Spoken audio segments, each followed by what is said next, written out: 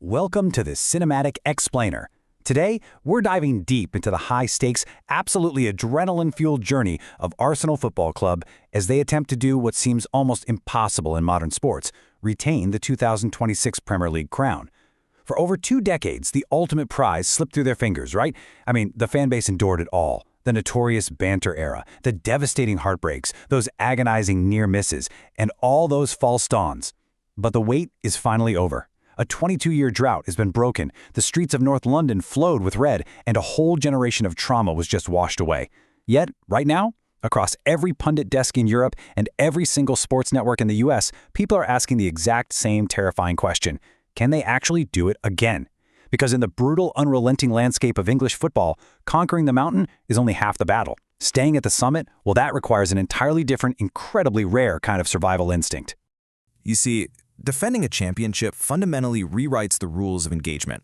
You go straight from being the hunter to being the hunted. For the last several years, Mikel Arteta's squad was this hungry, upstart challenger. They were the dynamic underdogs chasing down a sky-blue juggernaut. But the very second you lift that heavy silver trophy, the entire dynamic of the league flips on its head. Now, you are the gold standard. You're the ultimate prize. Every single weekend, when a team lines up against Arsenal, they are bringing a level of hostility and preparation reserved only for kings. You aren't just playing a regular fixture on a rainy Saturday anymore. You're playing in 38 individual cup finals. Opposing managers are going to construct suffocating low blocks and completely new defensive structures just to frustrate you. Relegation-threatened teams, they'll treat the Emirates Stadium like a fortress to be besieged, using literally every dark art and time-wasting tactic in the book. Goalkeepers will put in career-defining superhuman performances against you. This is the visceral reality of being the champions. You have a massive glowing target fixed to your back, and every single opponent steps onto the pitch, desperate to be the one who knocks you off the summit. The psychology behind this shift is just absolutely fascinating. Former title winner Danny Simpson hit the nail on the head when he noted, once you get that gold champion's badge on your sleeve, everything changes. When Simpson won that miraculous league title with Leicester City, he admitted that losing the habit of winning can happen terrifyingly fast. Think about it. You drop one game in August, a little bit of doubt creeps in, the media starts asking questions, and suddenly, the magic is completely gone. Dealing with staggering success, it turns out, is often way harder than dealing with failure. Sir Alex Ferguson, arguably the greatest manager in the history of the sport, understood this better than anyone. He famously warned his Manchester United players that the second year is always the toughest. At the start of a title defense, he used to write 3 random names on a piece of paper, seal it in an envelope, and tell his squad, these are the 3 players who will let us down this year. It was a pure, manipulative, psychological trick designed to completely eradicate complacency. He knew the human mind naturally relaxes after victory, and he had to literally manufacture a crisis just to keep his players awake. Now, there's one number you need to understand to truly grasp the sheer magnitude of what Arsenal is attempting this season. 3.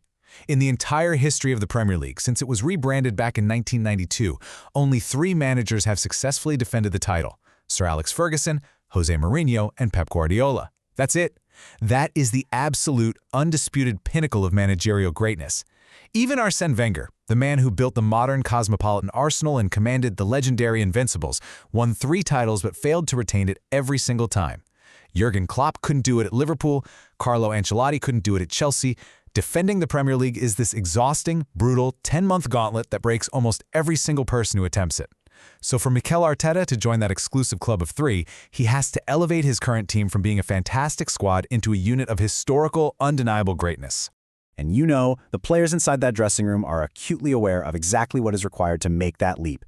Declan Rice, who is basically the physical and emotional engine instrumental in bringing the title back to North London, acknowledges that relying on last year's tactics just won't be enough. It's going to take a massive psychological evolution. He recently stated, "This year is all about mentality. You want to become a great team. Not just a good team that had a magical run. A great team." The real difference last year was the group finally transitioning from boys into men. They stopped shrinking in the big moments. They started having brutally honest, sometimes genuinely uncomfortable conversations when standards slipped in training, demanding absolute perfection from each other. Now, they have to harness that exact same competitive fire and insatiable hunger, but apply it when they are the ones sleeping in the silk sheets. Section 1. Year 0 for rivals versus unprecedented stability. Because this season, the broader landscape of English football has completely fractured. A staggering 8 Premier League clubs are starting this season with a brand new manager. This unprecedented mass exodus has thrown the division into a state of chaotic transition. Never before have this many influential clubs started a campaign with a completely new voice echoing in the dugout.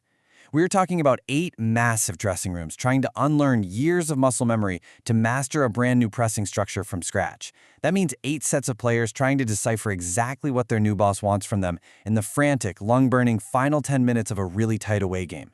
And when communication breaks down under pressure, systems collapse. Right now, the most powerful clubs in England have all pressed the reset button in the exact same window, creating a landscape of total unpredictability. This dynamic right here is the absolute crux of the entire title race. While powerhouses pay the inevitable, heavy first-season tax, Mikel Arteta's Arsenal operates with terrifying clarity. Let's just look at the chaos elsewhere for a second. Pep Guardiola, after a decade of total tactical dominance, has departed. Enzo Maresca is now stepping into the Manchester City machine, tasked with the near-impossible job of rebuilding a midfield without the legendary Rodri dictating the tempo. Over at Anfield, Andoni Iraola is aggressively implementing a completely different tactical identity from what Jurgen Klopp and Arne Slot previously built. And let's be real, top-level players do not absorb complex new passing triggers overnight. At Chelsea, Xabi Alonso has arrived to manage a bloated, chaotic squad built on sheer volume and individual talent rather than coherent tactical fit. Whenever a manager starts a new project, there's a tax. A tax paid in dropped points in September while the system beds in, a tax paid in January when injuries expose a squad built for someone else's ideas. Arteta, heading into a 7th year, is the longest-serving manager in the league. While everyone else is desperately scrambling to figure out their identity, Arsenal's identity is hardwired straight into their DNA. Section 2. The pain before the glory. Arsenal didn't just stumble into this incredible stability, right? It was forged in the fiery crucible of some extremely painful, very public failures. You just don't build a squad this emotionally resilient without taking some absolute, soul-crushing beatings along the way. Their journey to the top was a brutal public learning curve. Back in 2023, they shocked the world. They led the Premier League for an astonishing 248 days before suffering a complete, devastating mental collapse in April. They were young, they were naive, and when the lights got too bright, they simply forgot how to breathe at altitude. In 2024, they fixed the mentality. They took the race to the absolute final day, pushing City to the brink, but their lack of physical rotation depth was ruthlessly exposed. They couldn't fight on multiple fronts without their starters breaking down in exhaustion. Then, in 2025, a cruel and crippling injury crisis ripped through their most creative players right at the business end of the season, tearing ligaments and title dreams apart. 3 consecutive seasons as runners-up. 3 uniquely agonizing ways to fall short. But they didn't break. They learned from every single scar. They solved the mentality, they solved the depth, they adapted their medical protocols, and they finally conquered the league in 2026. This isn't a team that got lucky on a Cinderella run. This is an apex predator that systematically eradicated its own weaknesses year after painstaking year. Section 3. The ultimate tactical machine. Because the way they play football now is completely different from the naive, free-flowing Arsenal of a few years ago. The sheer volume of goals coming from dead ball situations is honestly staggering. Last season, Arsenal set an all-time Premier League record with 18 goals from corners alone, completely shattering a record that had stood for 32 years. Out of their 71 league goals, 25 came from set pieces. Now, some traditionalist pundits called it boring. They said it wasn't the beautiful game. But setting this record proves they don't just rely on pretty intricate passing sequences anymore. They have developed a calculated, weatherproof method to win. When you rely solely on open play, a terrible pitch, freezing rain on a Tuesday night in Newcastle, or just a heavy-legged day at the office can easily cost you 3 points.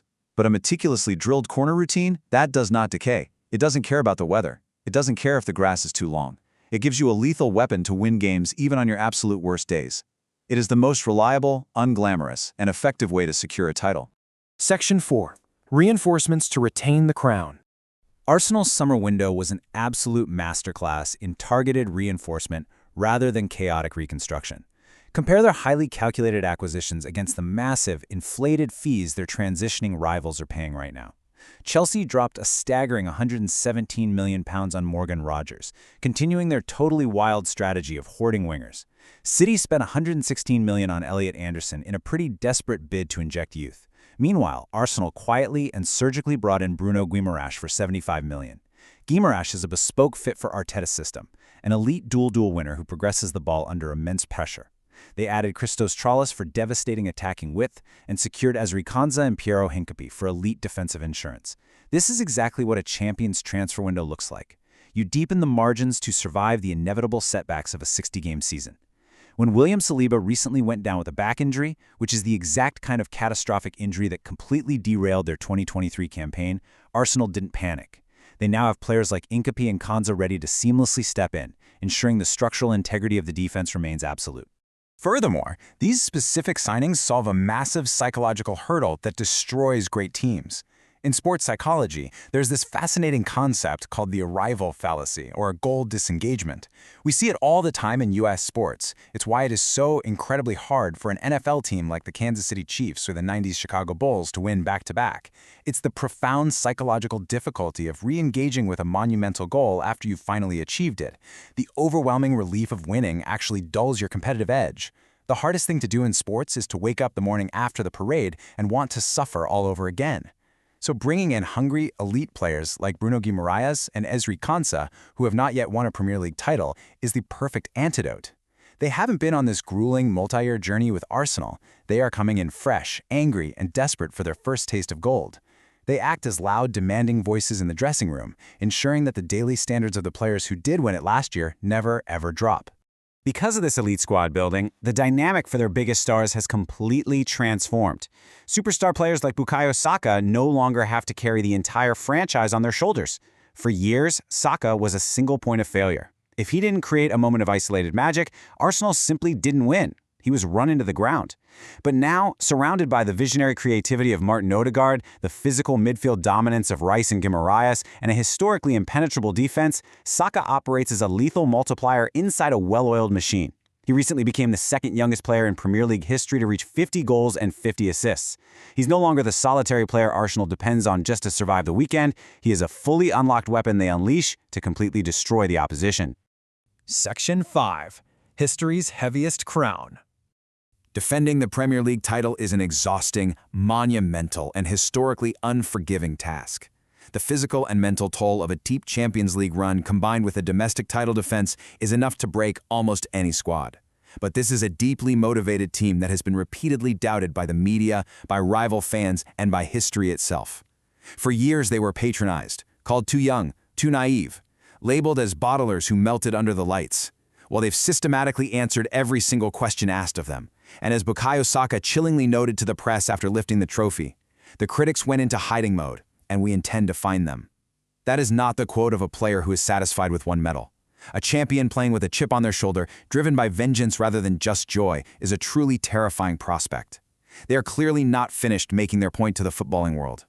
So as we look across a league where 8 teams are starting from zero, paying the heavy first-season manager tax, and frantically scrambling to rebuild their tactical identities, we have to view this title race from a completely different perspective.